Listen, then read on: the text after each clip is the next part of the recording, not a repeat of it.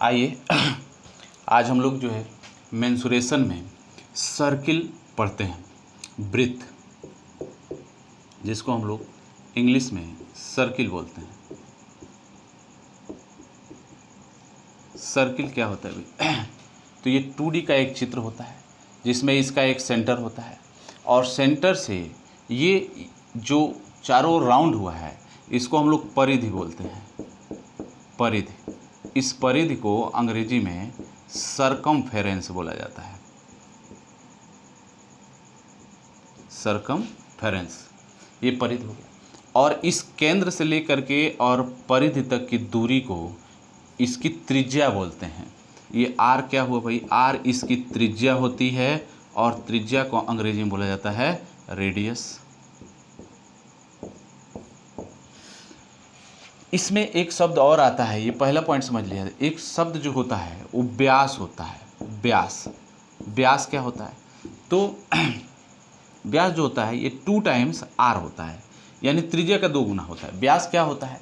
एक वृत्त में कोई भी ऐसी लाइन जो वृत्त के सेंटर से होकर के जाए और वृत्त के परिधि के 2 बिंदुओं को छुए, यह लाइन जो है इसका व्यास होता है। जैसे ए बी क्या हो गया, यहाँ पर व्यास ए बी क्या है? ए बी इसका व्यास है।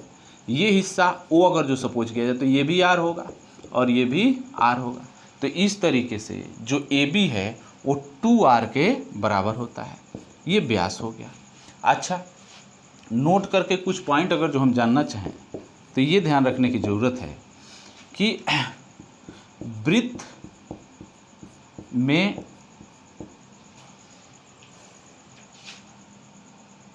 त्रिज्या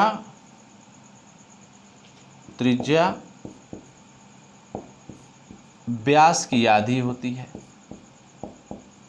व्यास की आधी होती है। ये भी एक पॉइंट हो गया।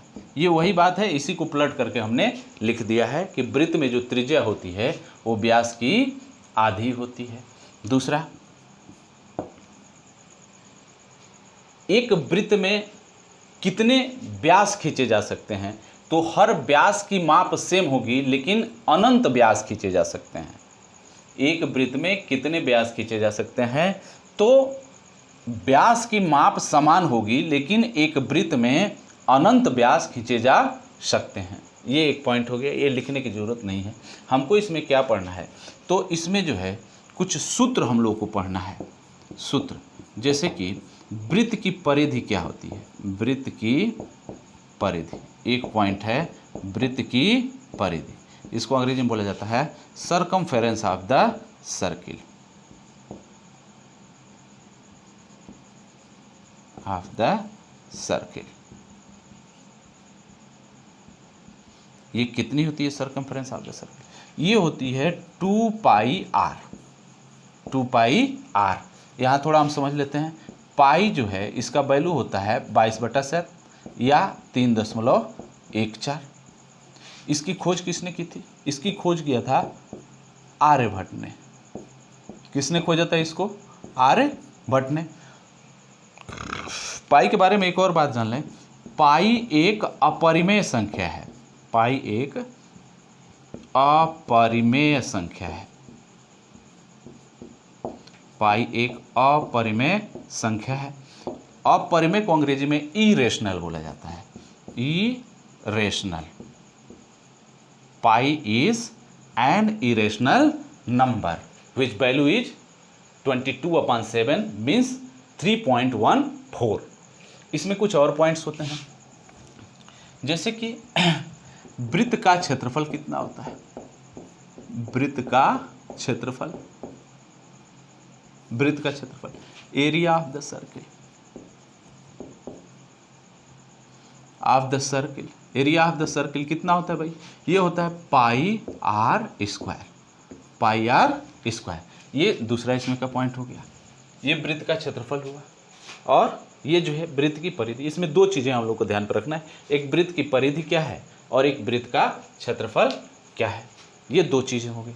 तीसरा पॉइंट, यदि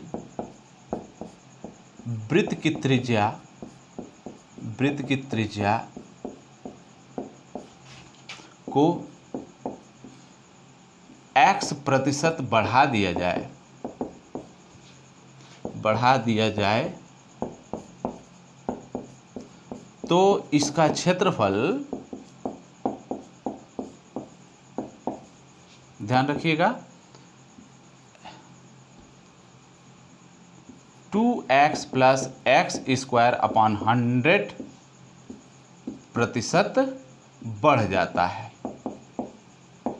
बढ़ जाता है। या यदि त्रिज्या को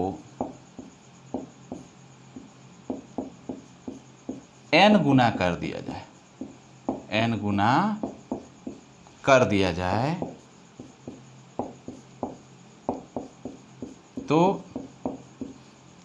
क्षेत्रफल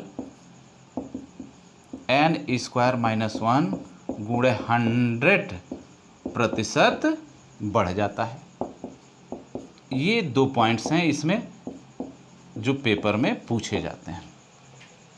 अगर जो आप लोग लिख लिए हों तो मैं इसको साफ कर दूं और इस पर कैसे प्रश्न बनते हैं उसका सलूशन हम लोग करेंगे। आइए हम लोग जो है वृत्त के कुछ और प्रॉपर्टीज जो होते हैं उनको जान लेते हैं। जैसे कि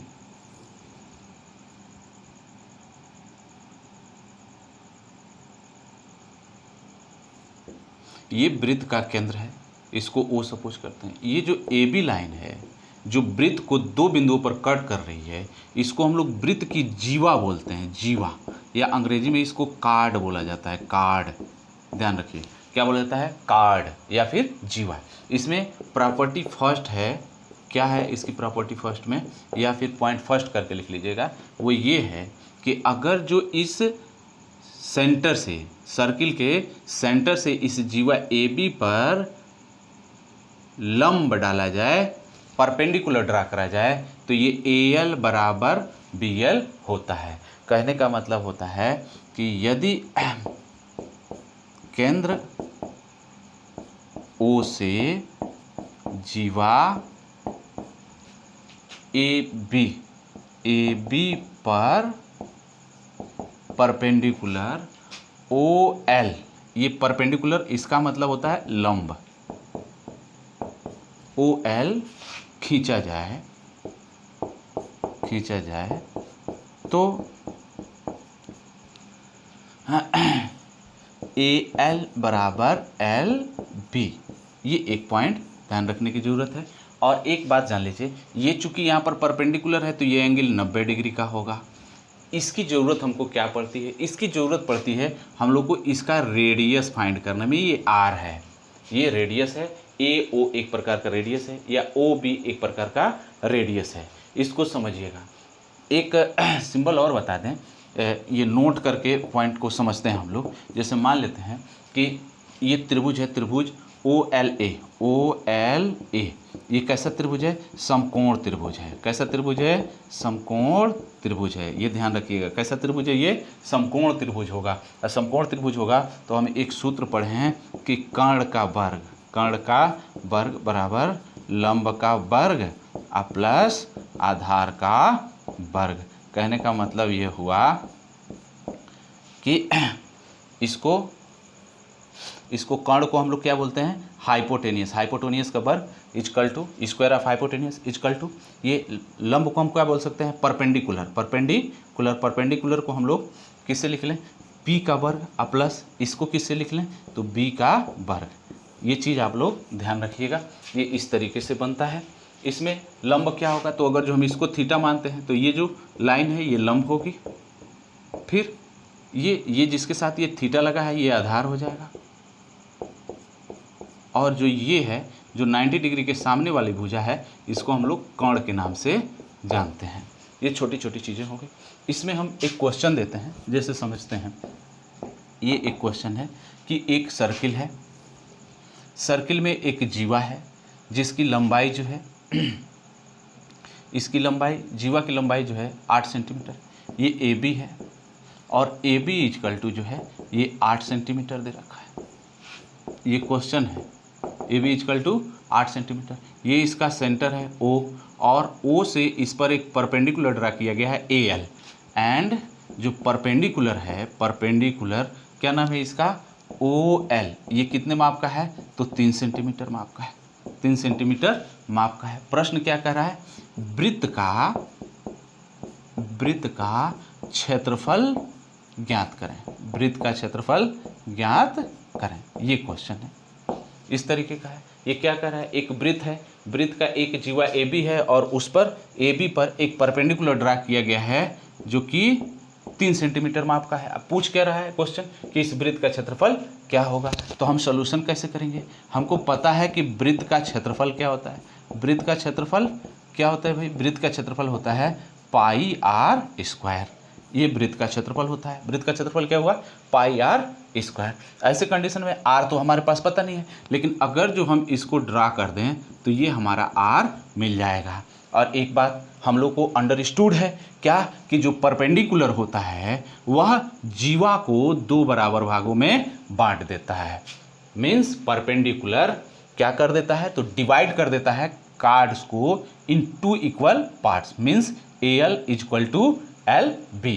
ऐसे कंडीशन में अगर जो हम समझें तो ये हमारा 3 सेंटीमीटर है और ये 8 सेंटीमीटर का था, तो ये कितने सेंटीमीटर का हो जाएगा, 4 सेंटीमीटर।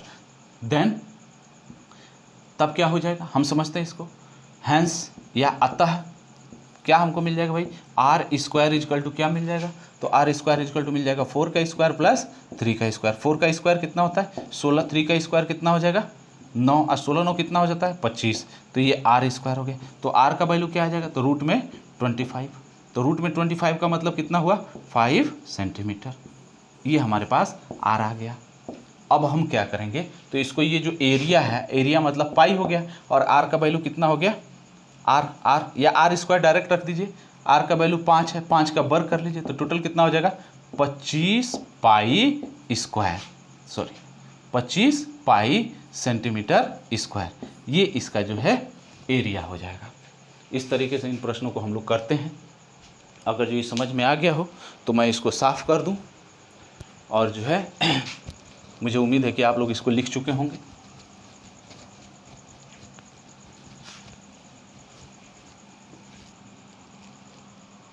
अच्छा, आइए हम क्या करते हैं, एक और वृत्त लेते हैं, और इस पॉइंट में हमको क्या समझना है, ये समझते हैं कि ये पॉइंट नंबर 2 है या प्रॉपर्टी नंबर 2 है। इसमें क्या हम लोग को समझना है, ध्यान से सुनिए।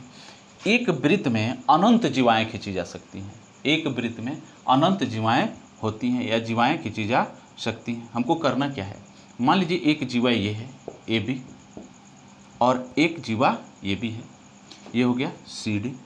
बार बार मैं कह रहा हूँ कि जीवा मतलब कार्ड है, जीवा मतलब कार्ड, अंग्रेजी में जीवा को क्या बोलते हैं भाई, कार्ड बोलते हैं, ये ध्यान रखिएगा।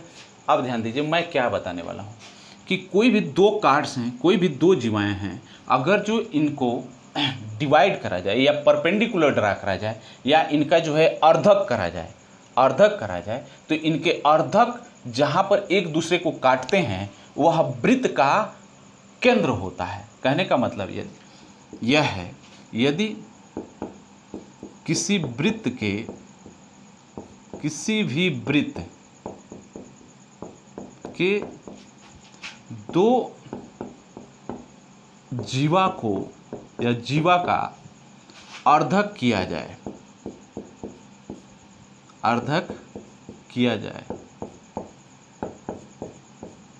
जाए तो वृत्त का केंद्र मिलता है, वृत्त का केंद्र मिलता है, ये ध्यान रखिएगा। जैसे मान लीजिए हम इसका भी अर्धक कर दें, ये हमारा ये अर्धक हो गया, ये L हो गया, हमने क्या किया इसका अर्धक किया, ये हमारा M हो गया, तो इसको आगे बढ़ाइए, ये जहाँ पर एक दूसरे को कट करेंगे ये सेंटर ऑफ द सर्किल होगा, यानी वृत्त का केंद्र होगा, ये ध्यान रखने की ज़रूरत है कि ये जो है ये भी आपस में बराबर है और ये भी आपस में बराबर है। कहने का मतलब यहाँ पर AL बराबर LB है और CM बराबर MD है या DM है। ऐसे कंडीशन में इन दोनों का अर्धक, एक अर्धक OL और एक अर्धक OM, ये दोनों एक दूसरे को जहाँ पर कट कर रहे हैं, that is the centre of the circle. इसको थोड़ा समझते हैं और एक क्वेश्चन से हम इसको करते हैं। क्वेश्चन मान लीजिए कुछ इस तरीके से ले लें। क्वेश्चन किस तरीके से हो क्वेश्चन इस तरीके से हो कि ये हम बनाते ही ऐसे चित्र बना करके क्वेश्चन को हम लोग समझते हैं। ये सर्किल है, मान लीजिए ये एक जीवा है, इसका नाम AB है। AB जो है एक कार्ड है और एक कार्ड जो है CD है। एक कार्ड क्या है? CD है। हमको करना क्या है? तो हमको जो है इसका सेंटर फाइंड करना है। और मान लीजिए कि यहाँ पर इस तरीके से हो कि ऐसे समझते हैं AB बराबर हमारा जो है AB बराबर 6 सेंटीमीटर माप का कार्ड हो और CD इक्वल टू जो है 8 सेंटीमीटर माप का कार्ड हो। CD इक्वल टू 8 सेंटीमीटर माप का कार्ड हो। तो हम क्या करेंगे कि पहले इसका भी अर्धक करते हैं। तो इसका अर्धक कुछ इस तरीके से आएगा। हम इसका अर्धक करते हैं, इसका अर्धक कुछ इस तरीके से होगा। इन दोनों को आगे बढ़ा देते हैं। तो आगे बढ़ाएंगे तो यहाँ पर ये एक दूसरे को कट करेंगे। ये होगा सेंटर ऑफ द सर्किल, यानी वृत्त का केंद्र। एक बात और समझते हैं, अगर जो AB बराबर 6 सेंटीमीटर है, तो अगर जो इसको L मान लें और इसको M, चले यहाँ देखते हैं हम लोग क्या मिलता है हमको भाई, कि हमने ये माना कि जो AB है उसका लेंथ 6 सेंटीमीटर है। तो हम जानते हैं कि ये अर्धक है, तो इसका मतलब ये 3 सेंटीमीटर बचेगा। ये भी कितना बचेगा? 3 सेंटीमीटर बचेगा। ये कितना बच जाएगा? 4 सेंटीमीटर बचेगा। ये कितना बच जाएगा? 4 सेंटीमीटर, क्योंकि CD का जो माप है वो 8 सेंटीमीटर का दे रखा है। अच्छा एक बात बताइए, अब हमको जो है इसका रेडियस फाइंड करना है। ये हम मान लेते हैं कि ये जो है इसका रेडियस है। तो ये रेडियस चाहे यहाँ से मिलाइए और चाहे जो है यहाँ से मिला लीजिए, ये रेडियस ही होगा, क्योंकि सेंटर से लेकर के और सरकमफेरेंस तक की जो डिस्टेंस होती है उसे रेडियस के नाम से ही जाना जाता है। अच्छा एक चीज़ और, यहाँ देखिए, मान लेते हैं कि ये वैल्यू जो है ये OM X है और OL Y है। तो हमको क्या मिलेगा? तो हम जानते हैं कि ये तो भाई 90 डिग्री का एंगल बन रहा है और यहाँ पर भी 90 डिग्री का एंगल बन रहा है। तो हम इसमें पाइथागोरस थ्योरम लगाते हैं। पाइथागोरस थ्योरम क्या कहता है? तो ये कहता है कि जो ये कर्ण है, कर्ण का वर्ग शेष दो भुजाओं के वर्गों के योग के बराबर होता है। अब यहाँ पर थोड़ा सा हम लोग को एक बहुत ज़रूरी चीज़ समझना है कि ऐसे दो मेजरमेंट दे दें और पूछ ले कि इस वृत्त का क्षेत्रफल क्या होगा या इसकी परिधि का माप क्या होगा, तो ये निकालना बहुत मुश्किल होगा। क्यों? क्योंकि अभी मैं बता रहा हूँ, थोड़ा इसको समझिए। जैसे मान लीजिए अगर जो हम एक ट्रायंगल ले लेते हैं, ट्रायंगल OBL को, एक हम ट्रायंगल लेते हैं ट्रायंगल OBL, तो OBL को अगर जो हम लोग ले लें तो हमारे पास एक रिलेशन मिलेगा कि R² इक्वल टू हो जाएगा, अगर जो हमने OL को Y मान रखा है तो Y² और प्लस यहाँ पर आधा जो हुआ है ये 3², ये हमारे पास एक रिलेशन बन जाएगा। पुनः जो है अगेन हम क्या करें, एक और ट्रायंगल ले लेते हैं जो कि ये भी राइट एंगल ट्रायंगल यानी समकोण त्रिभुज है। तो हमको क्या मिल जाएगा, अगर जो हम OMC या OCM ले लें, ये ट्रायंगल हमने ले लिया OCM, अगर जो इसमें ले लिया जाए तो हमको फिर वही चीज़ मिल जाएगा R² इक्वल टू, ये वैल्यू जो OM है उसको मैंने X² मान रखा है और प्लस जो ये MC है इसको मैंने 4 का स्क्वायर मान रखा है। अब देखिए ये इक्वेशन 2 हो गया। हम क्या करते हैं कि अगर जो इसका सोल्यूशन करना चाहें तो सोल्यूशन नहीं निकल पाएगा। रीज़न क्या है? यहाँ पर देखिए वेरिएबल कितने हैं, R Y X, यहाँ पर भी आ रहा है लेकिन 3 वेरिएबल हो रहे हैं और हमारे पास जो इक्वेशन है वो 2 है, तो इसका सोल्यूशन कर पाना मुश्किल है। हमेशा के लिए गणित में ये ध्यान रखिए, हमेशा के लिए, कि अगर जो आप गणित में कोई चीज़ मान रहे हैं तो लास्ट में उसको एलिमिनेट करना है, ख़त्म करना है। जो कुछ भी आप गणित में सपोज करते हैं लास्ट में उसको जब तक आप ख़त्म नहीं कर देते तब तक ये मानिएगा कि आपका सोल्यूशन कंप्लीट नहीं है। दूसरी बात ये है कि यहाँ पर चूंकि 3 वेरिएबल हो गए और इक्वेशन हमारे पास 2 है, तो ये हल कर पाना बहुत मुश्किल है या हल नहीं होगा। अगर जो 3 वेरिएबल या 3 चर पद हमारे पास होते और 3 ही समीकरण होता तो बड़ी आसानी से इसका सोल्यूशन हो जाता। तो इससे हमने क्या सीखा? ये सीखा कि जितने वेरिएबल होते हैं या चर पद होते हैं उनको सॉल्व करने के लिए उतने इक्वेशन की ज़रूरत होती है, न तो कम और न तो ज़्यादा, ये ध्यान रखिएगा। चलिए हम लोग जो है आगे बढ़ते हैं, या इसी क्वेश्चन में कुछ एक क्वेश्चन थोड़ा सा इसी को मैं बढ़ा करके, या इसी में मैं ये कह दे रहा हूँ कि चलिए इसको मिटा करके मैं एक दूसरा क्वेश्चन दे रहा हूँ जो आप लोगों के लिए फायदा। आइए हम लोग एक क्वेश्चन पर विचार करते हैं। जैसे मान लीजिए वही क्वेश्चन है, बस थोड़ा सा इसमें हम संशोधन करेंगे। ये मान लीजिए कि ये कार्ड है AB और ये एक कार्ड है, इसको हम मान लेते हैं कि ये CD है। यहाँ पर क्या दिया है, तो क्वेश्चन ये कह रहा है कि जो कार्ड AB है इसका वैल्यू जो है 8 सेंटीमीटर है, और कार्ड CD जो है यानी जीवा CD जो है ये 6 सेंटीमीटर का है। क्वेश्चन यही है, बस करना क्या है कि ये करना है कि इसमें ये लिख लेते हैं हम लोग, यदि नहीं, या यदि करके ना देखिए, इसमें ये कह दे कि कार्ड या जीवा CD पर केंद्र से खींचे गए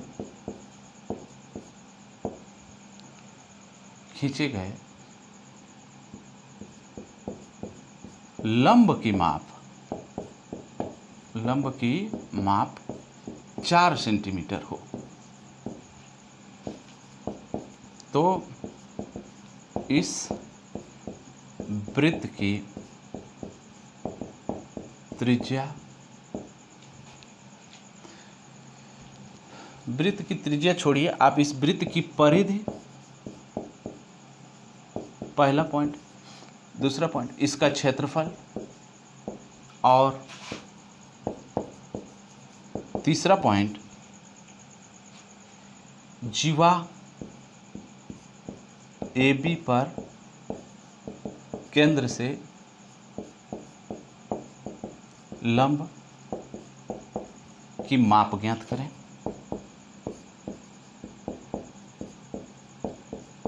अब हम क्या करेंगे भाई, ये इतने प्रश्न हैं। हमको करना क्या है, सबसे पहले इस चित्र को हम समझते हैं। समझना क्या है भाई, इसका अगर जो हम अर्धक करें तो ये मान लीजिए कि ये M हो गया, और इसका अर्धक करें तो ये L हो गया। ये दोनों एक दूसरे को यहाँ पर काट रहा है, तो ये हमारा O हो गया। लेकिन ये कहा है ऑलरेडी कि CD पर केंद्र से खींचे गए लंब की माप, ये दरअसल केंद्र से खींचे गए लंब की ही माप है। ऐसे हम समझते हैं कि CD का मेजरमेंट या माप जो है 6 सेंटीमीटर का है, तो इसका मतलब ये हुआ कि CM जो है वो 3 सेंटीमीटर का होगा, और यहाँ पर DM भी कितने का होगा भाई, DM भी 3 सेंटीमीटर का ही होगा। चलिए यहाँ CM और DM दोनों लोग मिल गए, तो CM भी 3 सेंटीमीटर के हुए और DM भी 3 सेंटीमीटर के हुए।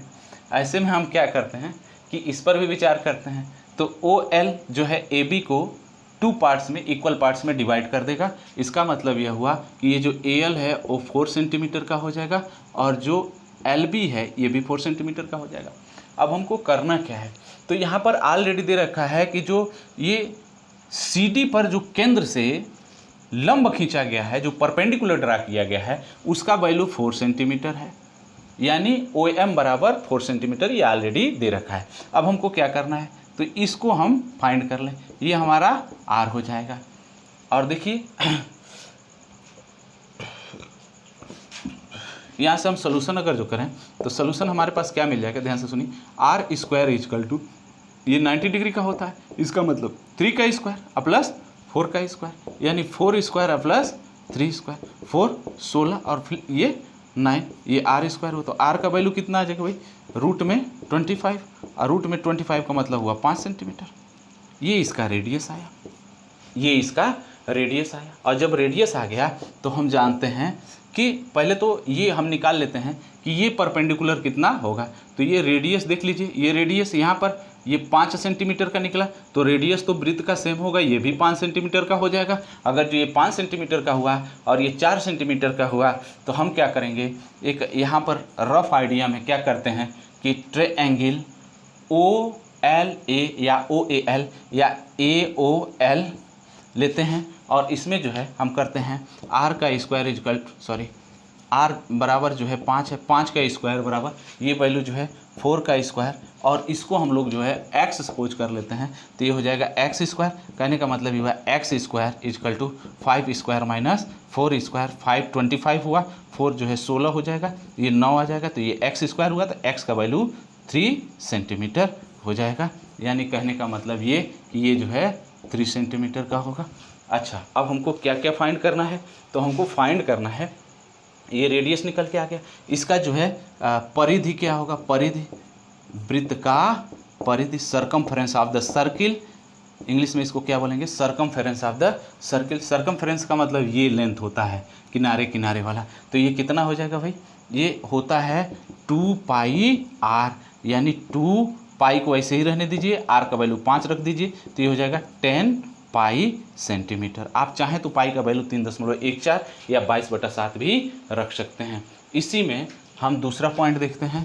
दूसरा पॉइंट हमको क्या फाइंड करना है, तो वृत्त का क्षेत्रफल फाइंड करना है। तो दूसरा point, the area of the circle, area of the circle, ये क्या हो जाएगा, ये जो होता है पाई आर स्क्वायर होता है, यानी पाई और आर का मतलब 5 का स्क्वायर, यानी 25 पाई। और ध्यान रखिएगा जो एरिया होता है वो हमेशा इसका यूनिट सेंटीमीटर स्क्वायर या जो भी यूनिट दे रखा है उसके वर्ग के रूप में होता है। चलिए, ये हमारा एक क्वेश्चन कंप्लीट हुआ, इसको हम लोग साफ करते हैं। चलिए हम लोग पॉइंट नंबर 3 पर विचार करते हैं। पॉइंट नंबर 3, पॉइंट नंबर 3 क्या है भाई, एक पॉइंट लिखा रहता है, अर्धवृत्त पर बना कोण समकोण होता है, अर्धवृत्त पर बना कोण समकोण होता है, समकोण होता है। कहने का मतलब ये है कि अर्धवृत्त पर बना कोण समकोण होता है, इसको इंग्लिश में बोलेंगे, कैसे बोलेंगे भाई इंग्लिश में, the angle formed by a semi circle is a right angle, the angle formed by a semi circle is a right angle. तो इसको हम समझते हैं, कहने का मतलब क्या है इसका, ये अगर जो हम माने कि ये सर्किल है, तो सर्किल में ये अगर जो हम सेंटर सपोज करते हैं, तो ये हमारा जो है व्यास होता है, ये क्या होता है व्यास, और व्यास को अंग्रेजी में हम लोग क्या बोलते हैं भाई, डायमीटर बोलते हैं, ये डायमीटर हो गया। डायमीटर ये जो है इसमें क्या होता है, ये अगर जो ए बी मान लें, व्यास भी एक प्रकार का कार्ड ही होता है, व्यास भी एक प्रकार का जीवा है, तो ये अगर जो ओ मान ले तो ये भी रेडियस होगा। अब इसमें कह क्या रहा है, कह ये रहा है कि अर्धवृत्त में कोई भी कोण अगर जो बनता है, जैसे मान लीजिए मैं यहाँ से मिला दूँ और इसको ला करके यहाँ पर मिला दूँ और ये सी मानूँ, तो ये कितने डिग्री का एंगल होगा, 90 डिग्री का। ठीक इसी तरीके से अगर जो यहाँ पर एक पॉइंट मैं पी ले लूँ और इसको मिला दूँ और फिर यहाँ से इसको मिला दूँ, तो ये एंगल कितने डिग्री का होगा, 90 डिग्री का। सपोज करिए मैं यहाँ एक पॉइंट ले लिया, इसको मिलाया और फिर इसको मिलाया, तो यहाँ पर जो एंगल बनेगा कितने डिग्री का बनेगा, 90 डिग्री का बनेगा। यही वह कह रहा है कि अर्धवृत्त में बना हुआ कोण समकोण होता है। Angle formed in a semi circle is a right angle. ये एक पॉइंट हो गया, इसका फीचर हो गया। नेक्स्ट पॉइंट, पॉइंट नंबर 4 क्या कहता है, पॉइंट नंबर 4 कहता है इसका कि केंद्र पर बना कोण, केंद्र पर बना कोण परिधि पर बने कोण का, परिधि पर बने कोण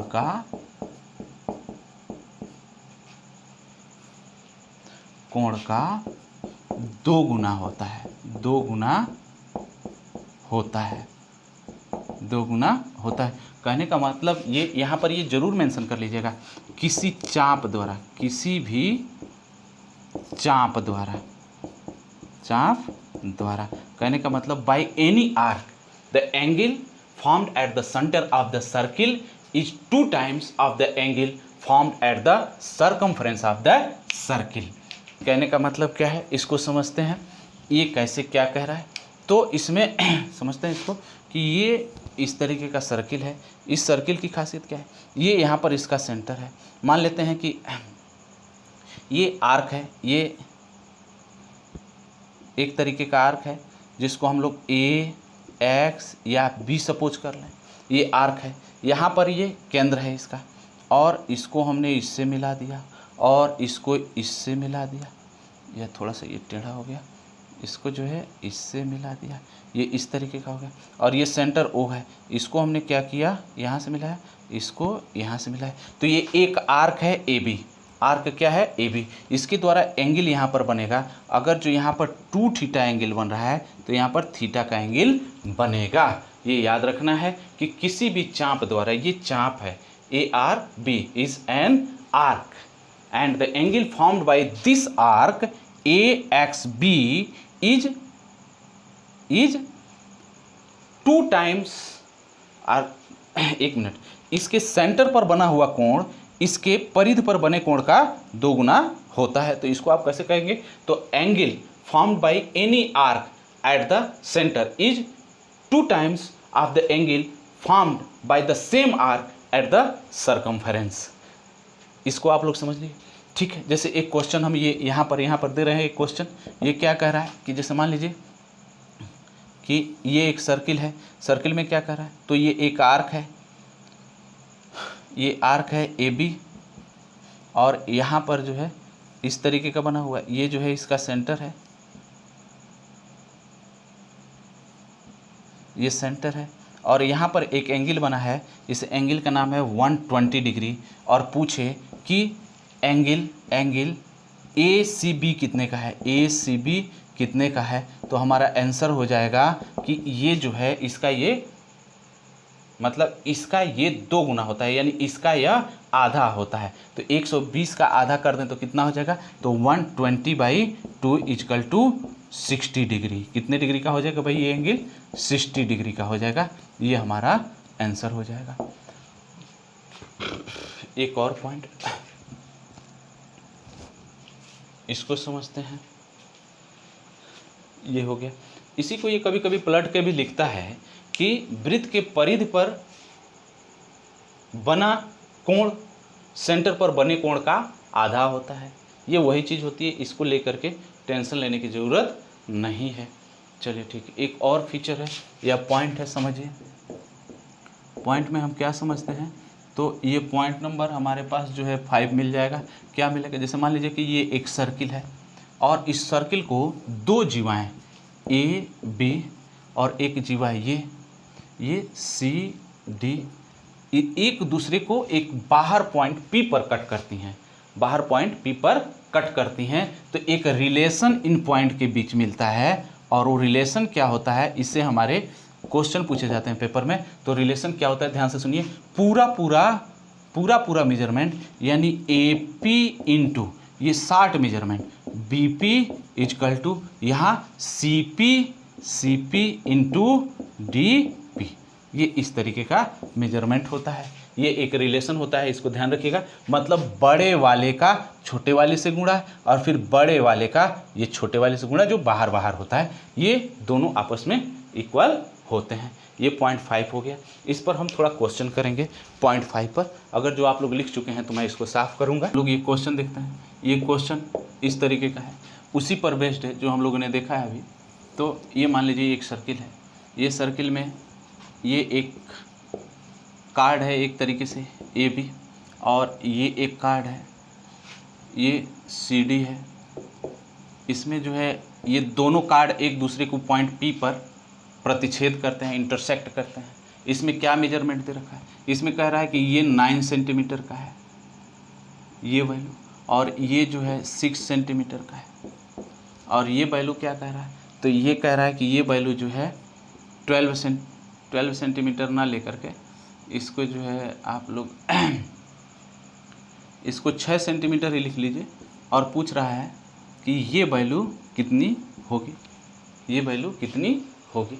तो हम क्या करें कि हमने एक रिलेशन पढ़ा है, अभी एक रिलेशन हम लोगों ने पढ़ा था, ध्यान होगा आप लोगों को, कि ये पूरे का वैल्यू यानी 6 + x × x = ये वैल्यू क्या हो जाएगा भाई, ये वैल्यू क्या हो जाएगा, तो ये वैल्यू देखिए ध्यान से, ये होगा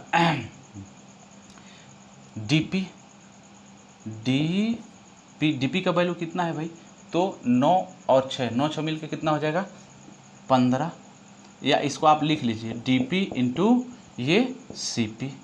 तो DP × CP का मतलब क्या हुआ, DP हमारे पास कितना आ जाएगा, DP कितना है हमारे पास वैल्यू तो डी जो है ये हमारे पास हो जाएगा 9 और 6 15 और इंटू 6, ये हो जाएगा 15 इंटू 6 और ये हो जाएगा 6 + x इंटू एक्स। तो ऐसे कंडीशन में इसका मल्टीप्लाई करेंगे तो ये हो जाएगा 6x + x² = 15 × 5 = 75, 15 × 6 = 90 हो जाएगा। तो अब थोड़ा हम लोग इसका कैलकुलेशन करेंगे। इसके कैलकुलेशन में क्या मिल जाएगा, x² + 6x - 90 = 0। ये एक इस तरीके का रिलेशन मिल जाएगा। यहाँ से हम लोग x का वैल्यू निकाल लेंगे। क्योंकि मैंने अभी फैक्टर पढ़ाया नहीं है तो मैं इसका फैक्टर बताना नहीं चाहता हूँ, लेकिन आप लोग ध्यान रखिए कि इसका फैक्टर हम लोग कैसे करेंगे। तो यहाँ पर हम लोग को जो है 90 लाना है और 90 इसका फैक्टर आसानी से हो पाएगा या नहीं, इसके लिए जो है हम लोग को थोड़ा फैक्टर का पूरा पोर्शन पढ़ना पड़ेगा, उसके बाद ये सारी चीज़ें समझ में आएंगी। हालांकि मैं ये रिलेशन बता दी हूँ कि ये रिलेशन ऐसे होता है, बस चूँकि मैं सर्किल पढ़ा रहा हूँ अभी तो सर्किल पर ही फोकस करूँगा, इसका फैक्टर बाद में करके आप लोगों को दूंगा। एक और पॉइंट बता देता हूँ यहाँ पर। एक पॉइंट जैसे मान लीजिए कि इस तरीके से है, एक पॉइंट, ये पॉइंट नंबर 6 कर लीजिए। जैसे कि ये सर्किल है और इसमें 2 पॉइंट्स हैं, ये इस तरीके से हैं, इसमें भी 2 कार्ड है, ये AB है और ये जो है CD है, लेकिन इस बार ये बाहर ना काट करके अंदर काट रहे हैं। तो इसमें एक रिलेशन ये मिलता है। इसका रिलेशन क्या होता है भाई, इसका रिलेशन कुछ इस तरीके से होता है। क्या होता है कि ये AP × PB = CP × PD, ये ध्यान रखिएगा, ये एक रिलेशन होता है। मान लीजिए कि किसी में एक क्वेश्चन कह दे कि ये क्वेश्चन किस तरीके का है, तो ये एक सर्किल दिया है, सर्किल में ये एक लाइन है AB और ये एक लाइन है CD। इसमें ये दे रखा है कि ये 4 सेंटीमीटर का है, ये इस P मान लेते हैं, ये 4 सेंटीमीटर का है, ये जो है 8 सेंटीमीटर का है, ये इस तरीके से वैल्यू आ गया। और ये जो है CP आपका जो है 3 सेंटीमीटर नहीं, 3 सेंटीमीटर क्या मानेंगे, इसको भी 4 सेंटीमीटर मान लेते हैं, 4 सेंटीमीटर मान लें। तो इसमें क्वेश्चन क्या पूछेगा कि PD का वैल्यू कितना है। तो हम लोग रिलेशन जो जानते हैं, ये रिलेशन क्या होता है भाई, रिलेशन में ये होता है कि ये अंदर अंदर यानी 4, इसको ऐसे लिखेंगे ना, AP × PB = CP × PD। तो ये क्या हो जाएगा, अब ऐसे समझते हैं, AP का वैल्यू कितना हो जाएगा 4 और PB का वैल्यू कितना हो जाएगा 8 = CP का वैल्यू कितना हो जाएगा 4 × PD का वैल्यू कितना हो जाएगा, तो इसको x से सपोज कर लीजिए, 4 से 4 काट दीजिए तो x = 8 सेंटीमीटर आ जाएगा। ये हमारे पास एक आंसर मिल जाएगा। अगर जो ये आप लोग को समझ में आ गया हो तो मैं इसको साफ कर दूं।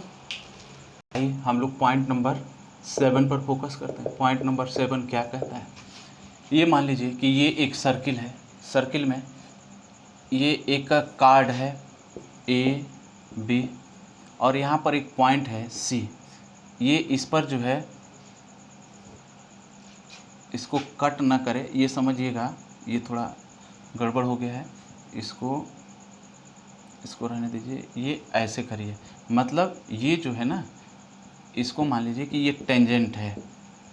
टेंजेंट का मतलब होता है हिंदी में स्पर्शी, इसको बोला जाता है। स्पर्शी का मतलब ये कि इस पर जो है स्पर्श इसने किया है और ये पॉइंट P है। तो एक रिलेशन हमारे पास ये निकलता है, ये रिलेशन ध्यान रखिएगा। ये रिलेशन क्या निकलता है भाई, रिलेशन ये निकलता है कि ये जो AP है, AP बड़ा वाला इंटू BP = क्या, तो CP², ये हो जाएगा। ये एक रिलेशन मिल जाएगा। इसको टेंजेंट बोला जाता है, ये स्पर्शी है। मतलब ये क्या की है, ये यहाँ पर इसका सेंटर होगा O, सेंटर से खैर कोई मतलब नहीं है, लेकिन ये ध्यान रखिएगा कि इस तरीके का एक रिलेशन हम लोग को मिलता है। जैसे मान लीजिए कि ये एक क्वेश्चन हमारे पास आ जाए कि ये एक सर्किल है और इस सर्किल में ये AB एक लेंथ है और ये पॉइंट T है और इससे एक लाइन गया है जो ये P पर कट कर रहा है और इसका वैल्यू जो दे रखा है वो 12 सेंटीमीटर दे रखा है और BB का वैल्यू 8 सेंटीमीटर दे रखा है। पूछ क्या रहा है कि AB = कितना है, ये एक क्वेश्चन है। तो हम सोल्यूशन कैसे करेंगे? सोल्यूशन में हम लोग को रिलेशन पता है। रिलेशन क्या होता है भाई? इसका रिलेशन क्या होता है? तो रिलेशन इसका होता है TP स्क्वायर इक्वल टू ये बड़ा वाला वैल्यू यानी AP इंटू BP, AP बड़ा और फिर छोटा, तो TP स्क्वायर मतलब कितना हुआ 12 स्क्वायर। AP का वैल्यू निकालेंगे तो कितना हो जाएगा, इस वैल्यू को अगर जो हम लोग x मान लें तो ये हो जाएगा x प्लस ये BP। AP का वैल्यू कैसे निकलेगा, तो AB प्लस BP यानी x प्लस 8 और BP का वैल्यू क्या आएगा, तो BP हमारे पास कितना है 8 है। तो ऐसे कंडीशन में हम थोड़ा कैलकुलेशन को इधर और कर लेते हैं, तो x प्लस 8 या x प्लस 8 इक्वल टू हो जाएगा 12 12 हम 144 अब बटा कितना हो जाएगा 8। इसको कैलकुलेट करें तो क्या हो जाएगा 8 कन्ने 8 और बचा कितना तो 6, तो 8 × 64, तो x प्लस 8 इक्वल टू हुआ 18, तो x इक्वल टू हो जाएगा 18 minus 8, x equal to value हमारे पास आएगा 10। यही दरअसल हमारा आंसर हो जाएगा। यानी कहने का मतलब ये है कि ये जो AB का वैल्यू है ये 10 सेंटीमीटर हो जाएगा, ये हमारा आंसर हो जाएगा। अगर जो ये समझ में आ गया हो तो मैं इसको भी साफ कर रहा हूँ।